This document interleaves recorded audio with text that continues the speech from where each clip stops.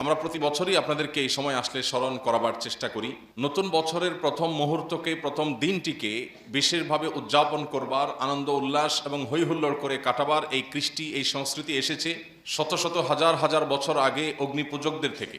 অগ্নিপূজক, প্রকৃতি পূজারীরা মনে করত বছরের প্রথম দিন, প্রথম ক্ষণ, প্রথম মুহূর্তকে আনন্দ উল্লাস করে, হৈহুল্লোড় করে, উৎসব করে, ভালো কিছু খেয়ে দিয়ে যদি কাটানো যায় তাহলে সারা বছর ভালো থাকা যায়। এই কুসংস্কারাচ্ছন্ন, অযৌক্তিক, অবৈজ্ঞানিক এবং ভুল ভ্রান্ত বিশ্বাসের উপরে ভিত্তি করে তারা উদযাপন করত নওরোজ।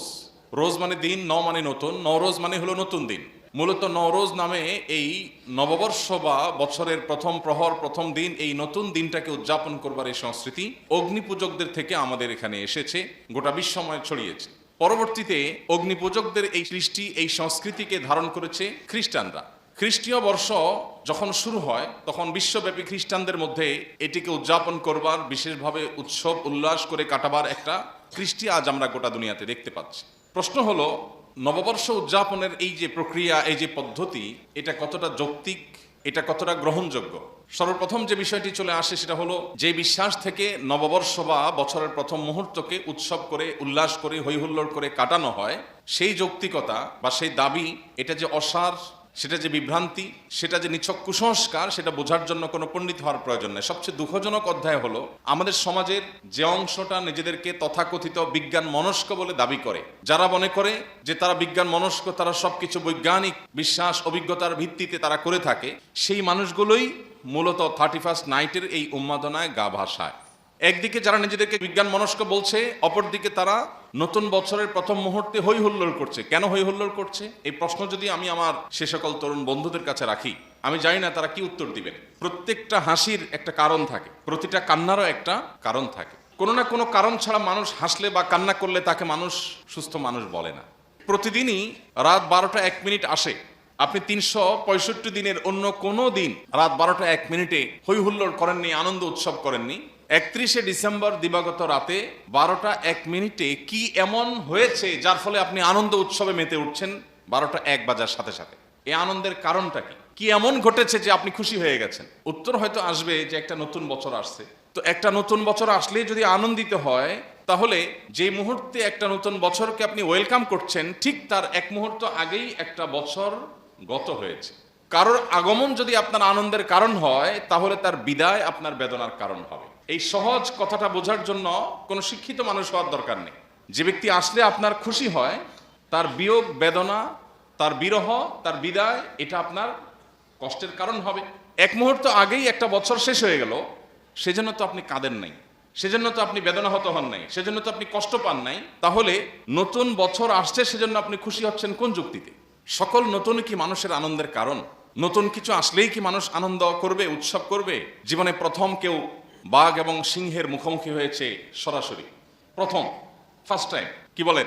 আনন্দে হো হো করে হেসে দিবে না যে বাঘ সিংহ দেখেছি আমি মোবাইল স্ক্রিনে কিংবা খাঁচার ভেতরে, এখন আমার সামনে একেবারে বাঘ হাজির, সাপ হাজির, সিংহ হাজির, হিংস্র কোনো প্রাণী হাজির। মানে নতুন একটা প্রাণীকে একটা নতুন ভাবে দেখেছি, এই খুশিতে, এই আনন্দে মানুষ হো হো করে হেসে দিবে। আল্লাহ রাব্বুল আলামিন বলেছেন কোরআনে কারিমে, কুল্লু নাফসিন যায়িকাতুল মাউত, প্রত্যেক প্রাণীকে মৃত্যুর স্বাদ আস্বাদন করতে হবে। প্রতিটা প্রাণীকে মৃত্যুর স্বাদ আস্বাদন করতে হবে। আমরা পৃথিবীতে যখন এসেছি, এই পরোয়ানা নিয়েই এসেছি যে আমাকে একটি প্রাণী হিসাবে একদিন মৃত্যুবরণ করতে হবে। সেই দিনটা কখন আমি জানি না, কিন্তু একজন ইমানদার হিসাবে আমি বিশ্বাস করি, আমি গভীরভাবে মনে প্রাণে এই ধারণা পোষণ করি, জানি, বিশ্বাস করি যে আল্লাহ রাব্বুল আলামিন আমার জন্য হায়াতের যে সময়টা বাজেটে রেখেছেন, তার 1 মুহূর্ত বেশি আমি থাকতে পারবো না, আগেও আমি যেতে পারবো না। অতএব আল্লাহ রাব্বুল আলামিন যে আমার সীমিত, সীমাবদ্ধ হায়াত দিয়ে পাঠিয়েছেন, একটা বছর শেষ হয়ে যাওয়া মানে হলো জীবন থেকে একটা বছর খসে পড়া, আমার কবর আরো কাছাকাছি আসা। মৃত্যুদণ্ডপ্রাপ্ত কোনো আসামি, যার যে কোনো সময় যে কোনো দিন মৃত্যুদণ্ড হতে পারে, মৃত্যুদণ্ডের পথে, দণ্ড কার্যকর করার পথে আর কোনো বাধা নেই, সেই ব্যক্তি, তার কাছে নতুন সকাল কিংবা নতুন সন্ধ্যা কখনো আনন্দের কারণ হয় না।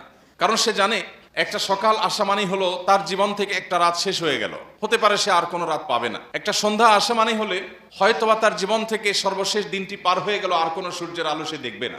আমরা মৃত্যুদণ্ডপ্রাপ্ত আসামির মত হুবহু না, কিন্তু আমরা মৃত্যুর পরোয়ানা নিয়েই দুনিয়াতে এসেছি। প্রাণ আছে মানেই হলো মৃত্যুর স্বাদ আমাকে আস্বাদন করতেই হবে। এরকম একজন মানুষ এরকম একটি বাস্তবতায় দাঁড়িয়ে নতুন একটি বছর আসলেই কিভাবে সে আনন্দিত হয়, কিভাবে সে উৎসব করে, কিভাবে সে হৈ হুল্লোড় করে। সম্মানিত ভাইরা, আমাদের বিবেকগুলোকে যদি আমরা একটু খরচ করার চেষ্টা করি, আমরা যারা নিজেদেরকে লজিক এবং যুক্তির অনুসারী এবং বিজ্ঞান মনস্ক বলে দাবি করি, আমরা যদি নিজেদেরকে প্রশ্ন করি যে 31 নাইটে 31শে ডিসেম্বর রাত 12টা 1 মিনিটে কি এমন হয়েছে যে আমি উৎসব করছি, সত্যি বলতে এই উৎসবের পেছনে যৌক্তিক কোনো কারণ খুঁজে পাওয়া যাবে না। মুসলমান ঈদ উল ফিতর যে উৎসব করে, সেই উৎসবের পেছনের কারণ হলো রমাদানের মাস ব্যাপী যে আল্লাহর ইবাদত বন্দেগী হয়ে থাকে, এই দিনে আল্লাহ রাব্বুল আলামিন বান্দাকে পুরস্কার দেন, সেজন্য বান্দা আনন্দ করে, উৎসব করে। জিলহজের প্রথম 10টি দিন ইবাদতের দশক, জিকির আজকার, ইবাদত বন্দেগী, নফল রোজা ইত্যাদি করার পর আল্লাহ রাব্বুল আলামিন জিলহজের প্রথম দশকের শেষ দিন বা 10 তারিখ 10 জিলহজ ঈদুল আজহা করার এই নামত আমাদেরকে দিয়েছেন। প্রত্যেকটা উৎসবের একটা কারণ থাকে, কিন্তু এই উৎসবের কোনো কারণ, কোনো যৌক্তিক গ্রাউন্ড আপনি খুঁজে পাবেন না। উপরন্তু এই উৎসবের পেছনে যে সমস্ত অনাচার আছে, সেই সমস্ত অনাচারের কারণে এটাকে সামাজিকভাবে বন্ধ করবার, থামাবার উদ্যোগ গ্রহণ করা আমাদের প্রত্যেকটা মানুষের কর্তব্য। প্রতি বছর 31 নাইটকে কেন্দ্র করে যে সমস্ত অনাচার হয়, সেগুলো আমরা নানাভাবে জানার চেষ্টা করি, জানার সুযোগ তৈরি হয়। এর পেছনে যে সমস্ত অনাচারগুলো আছে, এর মধ্যে একটা বড় অনাচারের বিষয় হলো এর পেছনে স্বাস্থ্য ঝুঁকি আছে। অনেক অসুস্থ মানুষকে মৃত্যুর দিকে ঠেলে দেওয়া হয় এই অপসংস্কৃতির কারণে। আতশবাজির কারণে আকাশে যে ধোঁয়ার সৃষ্টি হয়, এই ধোঁয়ার ফলে বিষাক্ত যে পদার্থের তৈরি হয়, সেটা সাধারণ এবং স্বাভাবিক যে পদার্থ থাকে সেটার চাইতে কয়েক গুণ বেড়ে এমন একটা পর্যায়ে পৌঁছে যে বিশেষজ্ঞগণ বলছেন এর কারণে বৃদ্ধ, শিশু এবং শ্বাসকষ্টে যে সমস্ত রোগীরা ভোগেন, এটা তাদের জন্য নীরব ঘাতকের মতো একটা ভূমিকা অবতীর্ণ হয়। মানুষের কান যে পরিমাণ শব্দ নিতে পারে, যে পরিমাণ আওয়াজ সহনশীল, যে পরিমাণ সহ্য ক্ষমতা মানুষের কানের আছে, সেটার চাইতে বেশ খানিকটা বেশি বিকট আওয়াজ তৈরি হয় আতশবাজির আওয়াজের কারণে, যেটার ফলে অনেক হার্টের রোগী, তাদের হার্ট অ্যাটাকের সম্ভাবনা বেড়ে যায়। অনেক শিশু হার্ট অ্যাটাকের সম্ভাবনা তাদের বেড়ে যায় দুর্বল হার্ট হওয়ার কারণে। এবং প্রতি বছর আপনারা সোশ্যাল মিডিয়াতে, বিভিন্ন মূলধারা মিডিয়ার মাধ্যমে দেখতে পান যে হাজার হাজার পাখি এই বিকট আওয়াজের কারণে হার্ট অ্যাটাকে সেগুলোরও মৃত্যু হয়ে থাকে।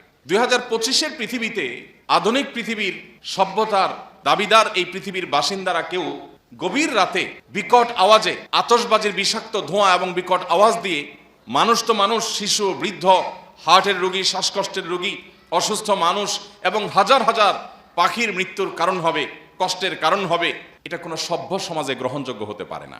রাত 12টা 1 মিনিটে আপনি যখন উৎসবে মেতে উঠছেন, আপনি যখন চিৎকার চেঁচামেচি করছেন, আপনি যখন আনন্দ উৎসব হয়ে হুল্লোড় করছেন, তখন শত শত হাজার হাজার লক্ষ লক্ষ মানুষ ঘুমিয়ে আছে। আপনার বিকট আওয়াজ হয়তো তাদের ঘুম ভাঙিয়ে দিচ্ছে। প্রতি বছর এই 31 নাইটের কারণে যে পরিমাণ নিরাপত্তা ঝুঁকি হয়ে থাকে, প্রত্যেক বছর পুলিশ থেকে, প্রশাসন থেকে নিষেধাজ্ঞা থাকে, কোনো প্রকার পটকা ফুটানো যাবে না, এটা করা যাবে না, সেটা করা যাবে না, কিন্তু কে শুনে কার কথা? গত কয়েক বছর আগে আপনারা দেখেছেন, সবগুলো গণমাধ্যমে ফলো করে প্রকাশিত হয়েছে যে এই আতশবাজি থেকে একজন নারী উদ্যোক্তা তার প্লাস্টিকের প্রোডাক্টগুলো তিনি তার বাড়ির ছাদে প্রস্তুত করে রেখেছিলেন ডেলিভারি দেওয়ার জন্য। এটাই তার সংসার চলার একমাত্র অবলম্বন ছিল। কোনো এক আতশবাজির এই উন্মাদনার আগুন এসে তার সেই প্লাস্টিকের উপর পড়ার পর সবগুলো প্লাস্টিক মুহূর্তের ভিতরে পুড়ে গলে সবগুলো শেষ হয়েছে, ধ্বংস হয়েছে। এবং তার সে কান্না, তার সে বেদনা, সেটা গণমাধ্যমের মাধ্যমে আমরা সবাই কম বেশি দেখেছি। আজও পর্যন্ত এই আতশবাজির এই অপসংস্কৃতিকে আসামের কাঠগড়ায় দাঁড় করিয়ে এটাকে বন্ধ করবার কোনো উদ্যোগ আমরা গ্রহণ করতে পারি নাই। আমাদের সবারই খুব ভালো করে মনে থাকার কথা সেই শিশুর কথা, যে শিশু আতশবাজির এই বিকট আওয়াজের কারণে মায়ের কোলে মৃত্যুবরণ করেছিল, এবং বিষয়টা আদালত পর্যন্ত গড়িয়েছে, কিন্তু আতশবাজি এখনো এদেশে বন্ধ হয়নি। 31 নাইটের এই সমস্ত অপসংস্কৃতি, এই সমস্ত অপকালচার, এগুলো পশ্চিমা দুনিয়া থেকে আমাদের দেশে যারা আমদানি করছে, তারা এদেশের তরুণদের নষ্ট করছে, আমাদের কিশোরদেরকে ধ্বংসের দিকে তারা নিয়ে যাচ্ছে। এমনিতেই আমাদের তরুণ এবং কিশোরদের মধ্যে নৈতিকতার তেমন কোনো চর্চা নেই, বালাই নেই। আমরা দেখতে পাচ্ছি একটা প্রজন্ম গড়ে উঠছে যাদের কাছে ভোগ ছাড়া আর কিচ্ছু নেই, যারা শুধুমাত্র হিয়ালিপনা জানে, উৎসব উল্লাস জানে, হৈ হুল্লোড় জানে, ফুর্তি করা জানে। এরকম একটা প্রজন্ম যখন গড়ে উঠছে, তখন পশ্চিমা দুনিয়া থেকে এই সমস্ত অপসংস্কৃতিগুলোকে আমদানি করে মরার উপরে খড়ার ঘায়ের মতো আমাদের তরুণকে, আমাদের তারুণ্যকে, আমাদের কিশোরদেরকে ধ্বংসের দ্বারপ্রান্তে নিয়ে যাওয়া হচ্ছে। প্রিয় ভাইরা আমার, সময় এসেছে এই অপসংস্কৃতির বিরুদ্ধে আমাদের প্রত্যেকটা মানুষকে রুখে দাঁড়াবার। প্রত্যেকটা সমাজে, প্রতিটা মসজিদ এবং মহল্লা থেকে 31 নাইটের এই অপসংস্কৃতি এবং এই অনাচার, এটা প্রতিরোধে কমিটি হওয়া দরকার। আইন হাতে তুলে নেওয়া নয়, কিন্তু অধিকারের নামে কেউ অনাচার করতে চাইলে, পরিবেশকে বিপর্যস্ত করতে চাইলে, মানুষের জীবন এবং স্বাস্থ্যের ঝুঁকির কারণ হতে চাইলে, কোনো মানুষ কোনো পশু পাখি এবং পরিবেশকে ক্ষতিগ্রস্ত করতে চাইলে সেটা বাধা দেওয়া, সেটা বন্ধ করবার জন্য সামাজিক উদ্যোগ গ্রহণ করা, এটা আমাদের প্রত্যেকটা মানুষের নৈতিক দায়িত্ব। চেষ্টা করবো তো আমরা ইনশাআল্লাহ। যে সমস্ত বাবা মা নিজেদের তরুণ এবং কিশোর সন্তানদেরকে 31st নাইটের এই উন্মাদনা করতে সহযোগিতা করেন, অনেক বাবা মা আছেন নিজে হয়তো নামাজ কালামও পড়েন, অথচ তার সন্তান বিপদগামী হচ্ছে, অপসংস্কৃতির দিকে পা বাড়াচ্ছে, কিন্তু তিনি দেখেও না দেখার ভান করছেন, বুঝেও না বুঝার ভান করছেন, বরং অনেক ক্ষেত্রে সন্তানকে টাকা দিয়ে তার এই অপকর্ম করতে সাহায্য করছেন। মনে রাখবেন, প্রত্যেকটা আতশবাজি বহু প্রাণীর বদদোয়া, বহু প্রাণীর ক্ষতি, বহু মানুষের ক্ষতি, অনেকের কষ্টের কারণ। আপনি অগণিত মানুষের প্রতি যে জুলুম করছেন, এই জুলুমের প্রতিকার করবার সুযোগও দুনিয়াতে পাবেন না, কারণ এই মানুষগুলোকে খুঁজে খুঁজে মাপ চাওয়ার সুযোগ হয়তো পাবেন না। প্রত্যেকটা অপকর্মের দায় কম বেশি আপনাকে দুনিয়াতে বহন করতে হবে, আখিরাত তো আছেই। প্রিয় ভাইরা আমার, বিশেষ করে ঢাকা শহরের মতো এমন একটি শহর, যে শহর বায়ু দূষণের ক্ষেত্রে পৃথিবীর টপ 3-4টি শহরের মধ্যে সব সময় থাকে, এরকম একটা শহরের মধ্যে যদি একটি রাতে শত শত হাজার হাজার আতশবাজি দিয়ে আকাশকে ধোঁয়াশাচ্ছন্ন করা হয়, পরিবেশকে ধ্বংস করা হয়, তাহলে সেটা কোনো অবস্থাতে আমাদের কাছে গ্রহণযোগ্য হওয়ার কথা নয়।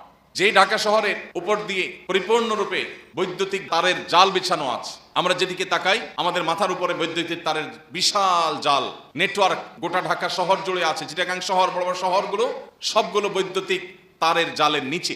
এইরকম একটা শহরে আতশবাজির আগুন যখন উপরে ছোঁড়া হয়, সেখান থেকে দুর্ঘটনায় শত শত হাজার হাজার মানুষও যদি মারা যাওয়ার মতো ঘটনা ঘটে, তবে সেটা অবাক হওয়ার মতো কোনো বিষয় থাকবে না।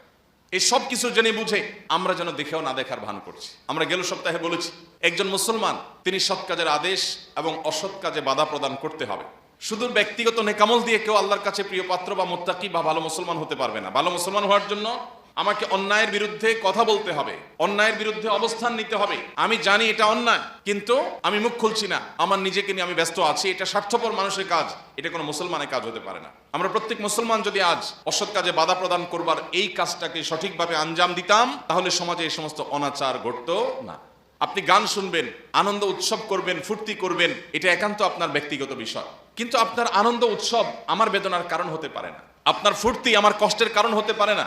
এটা কোনো সমাজে গ্রহণযোগ্য না, কোনো যুক্তিতে এটা কেউ করতে পারে না। কিন্তু সমাজের উচ্ছৃঙ্খল তরুণরা এই 31st নাইট উদযাপন করবার জন্য যে সমস্ত আয়োজন করে, অনেক ভবনের ছাদে এই সমস্ত অনাচার যখন হয়, আমরা অনেকে দেখেও না দেখার ভান করে থাকি। বাড়ি মালিকদের কর্তব্য ভবনের ছাদগুলো সব তালা মেরে রাখা, অভিভাবকদের কর্তব্য সন্তানদের দেখে শুনে রাখা, তাদেরকে বোঝানো, কাউন্সিলিং করা যে এ কেমন উৎসব, যে উৎসব বহু পাখির মৃত্যুর কারণ হবে। প্রতি বছর আপনারা দেখেন বিভিন্ন স্থাপনা, বিল্ডিং এ, বিভিন্ন জায়গায়, বিশেষ করে পরিত্যক্ত ভবনে, বিভিন্ন ব্রিজ কালভার্টের নিচে, বিভিন্ন জায়গায় অসংখ্য পাখিরা ছুটোছুটি করতে থাকে, হুড়োহুড়ি করতে থাকে, কারণ বিকট আওয়াজ এটা তাদের হার্ট অ্যাটাকের কারণ হয়, তাদের কষ্টের কারণ হয়, এবং মৃত্যুর মুখে বহু পাখি ঝরে পড়ে। তো একজন অভিভাবক হিসাবে আমাদের সন্তানদের প্রতি আমাদের দায়িত্ব আছে। আমাদের সমাজে তরুণরা কারা কারা এসব অপসংস্কৃতি, এসব অনাচার করার জন্য প্রস্তুতি নিচ্ছে, সেগুলো দেখা সমাজের মানুষ হিসেবে আমাদের দায়িত্ব আছে। আমরা শুধু সুবহানাল্লাহ আলহামদুলিল্লাহ পড়বো, আমরা শুধু কোরআন তেলাওয়াত করব, আমরা শুধু নফল নামাজ পড়বো, আমরা শুধু দান সাদকা করবো, আর মসজিদ মাদ্রাসা করবো, মানব সেবা করব, এইটুকু দিয়ে আমরা আল্লাহর কাছে পার পাবো না। আমার চোখের সামনে অনাচার হচ্ছে, অন্যায় হচ্ছে, অশ্লীলতার বিস্তার হচ্ছে, বেহায়াপনার বিস্তার হচ্ছে, মানুষ এবং পশু পাখির কষ্টের কারণ হচ্ছে, মানুষের জীবন এবং স্বাস্থ্যের ঝুঁকি তৈরি করা হচ্ছে, সেটা দেখার পরও যদি আমার ন্যূনতম দায়িত্বটুকু পালন না করি, তো কিয়ামতের ময়দানে আল্লাহর কাছে আপনাকে আমাকে জবাবদিহি করতে হবে। প্রিয় ভাইরা আমার, আমাদের প্রত্যেকটা মানুষকে সচেতন হতে হবে, অন্যদেরকে সজাগ করতে হবে, সচেতন করতে হবে। আল্লাহ আমাদের সবাইকে সেই তৌফিক দান করুন।